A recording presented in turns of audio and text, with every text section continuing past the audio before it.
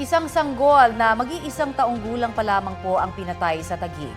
Suspect ang mismong ama niya na nakaaway raw ng kanyang ina. Balitang hatid ni Jomer Apresto. Namatay sa kamay ng kanyang sariling ama ang 11 buwang gulang na sanggol sa Taguig City. Ang ugat umano ng krimen, selos. Ayon sa pulisya, nagkaroon ng pagtatalo ang dalawa hanggang sa magkasakitan kaya umalis muna ang nanay ng sanggol. Nag-text itong lalaki doon sa babae na kapag hindi ka bumalik, papatayin ko itong bata. Makalipas ang ilang oras, nabalitaan na lang daw ng babae na patay na ang kanyang bunsong anak. Ang nangyari, tinakpan niya ng unan. After niya takpan ng unan, inupuan niya pa yung bata hanggang sa mamatay. Matapos ang krimen, nagpakamatay rin ang lalaki. Ayon sa kapatid ng lalaki, nakulong noon ang kanyang kuya dahil sa iligal na droga at habang nakakulong, may iba raw kinasama ang nanay ng bata at tumuloy pa sa kanila mismong bahay. Ang gusto kasi kuya, maayos daw po yung pamilya niya.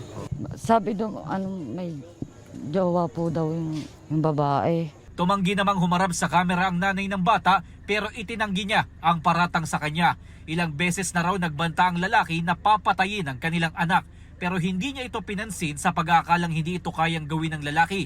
Sa ngayon, inaalam ng pulisya kung gumamit ba ng iligal na droga ang lalaki bago mangyari ang insidente.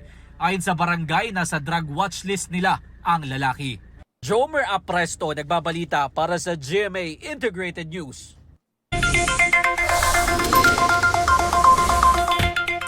Mga kapuso, may inaasahang rollback sa presyo ng ilang produktong petrolyo sa susunod na linggo.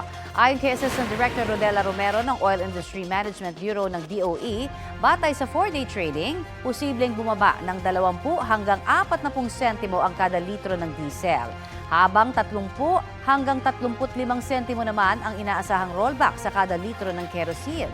Sa gasolina, posible hong walang galaw sa presyo o kung mayroon man, asahan daw ang rollback na hanggang 20 sentimo.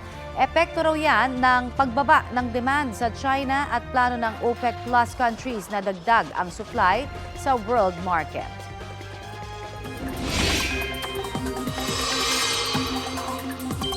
Mga kapuso, nagbabalik ang hanging habagat o southwest monsoon. Ayon sa Pag-asa, apektado ng monsoon rains ang Palawan, Zamboanga Peninsula, Negros Island at iba pang panig ng Western Visayas. Asahan pa rin ang mga local thunderstorm sa nalalabing bahagi ng bansa. Sa mga susunod na oras, mataas muli ang tsansa ng ulan sa halos buong bansa.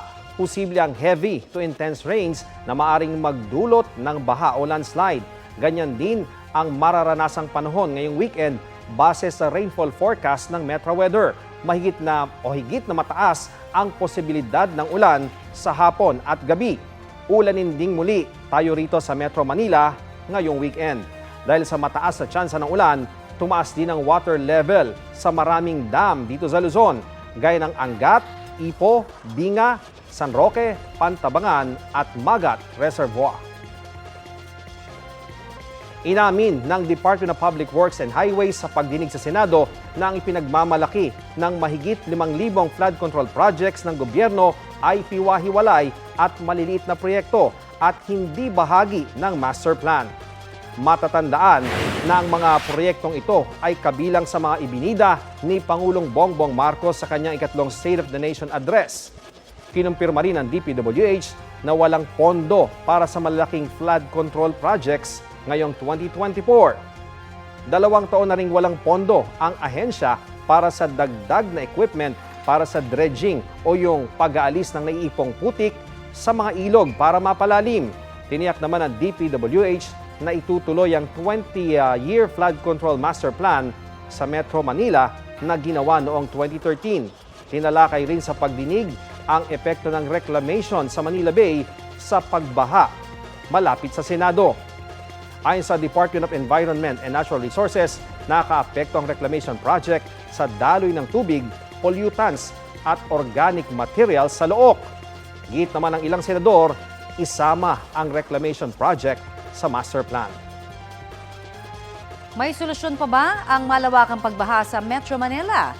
Ang DPWH tinitingnan ang posibilidad na gayahin ang sistema ng isang business district. Balitang hatid ni Jonathan Andan. Habang binabaha ang maraming parte ng Metro Manila dahil sa habagat na pinalakas ng Bagyong Karina. Ang BGC o Bonifacio Global City sa Taguig na natiling flood-free. Isa sa mga dahilan, nasa ilalim ng mga punong ito. Andito po ako ngayon sa Burgos Circle sa may BGC at sa ilalim po ng parking ito, mayroong dambuhalang water detention tank na makikita po natin sa butas na ito. Kapag umulan sa BGC, dito muna naiimbak yung tubig kaya hindi bumabaha rito. At pagtapos na ang ulan o tumila na ang ulan, ipapump out ito papunta sa isang creek na dadaloy naman papunta sa Pasig River. Ang lalim nito kasing taas ng 4 na palapag na gusali at kayang mag-imbak ng mahigit 20 milyong litro ng tubig o katumbas ng laman ng 8 Olympic-sized swimming pool. Sabi ng DPWH, plano nila itong gayahin sa ibang lugar sa Metro Manila tulad sa ilalim ng UST na nasa Bahaing Espanya Boulevard sa Maynila pero hindi ito umubra. Kaya lang hindi rin pumayag yung UST administration. So we are looking for yung mga areas. Plano ring buhayin ang 1975 Flood Control Master Plan na magdadagdag ng lagusan ng tubig bukod sa Pasig River. Bahagi niya ng Manggahan Floodway na naitayo noong 1986 para dalhin pa Laguna de Bay ang ilang tubig mula Metro Manila. Bahagi rin sana ang Parañaque Spillway kung saan naman aagos pa Manila Bay ang ibang tubig. Pero hindi nagawa. Kaya siya hindi natuloy dahil wala ng budget. Political will, lack of continuity, analysis paralysis. Hindi budget. Budget, you can borrow money. Dubai puro borrowed money, but they have a good plan. Pero sabi ng mayor ng Muntinlupa sa hearing ng Kamara, kapag itinuloy ang Parañaque Spillway, mabubura ang kalahati ng barangay Bulig sa kanilang lungsod. Ang last say ng mga taga Muntinlupa is an objection to it. Kasama tayo dyan sa paghahanap ng solusyon sa problema ng pagbaha. Pero siyempre tinitignan, we're also on the lookout for our constituents. Kung meron namang ibang option, why not? I am aware that this project has been already approved by the NEDA board. So anyway, because of this information, we can always have a second look at it. Jonathan Nandal, nagbabalita para sa GMA Integrated News. Kapuso, para sa mga maiinit na balita, mag-subscribe sa GMA Integrated News sa YouTube. Sa mga kapuso naman abroad, subaybayan nyo kami sa GMA Pinoy TV at sa www.gmanews.tv.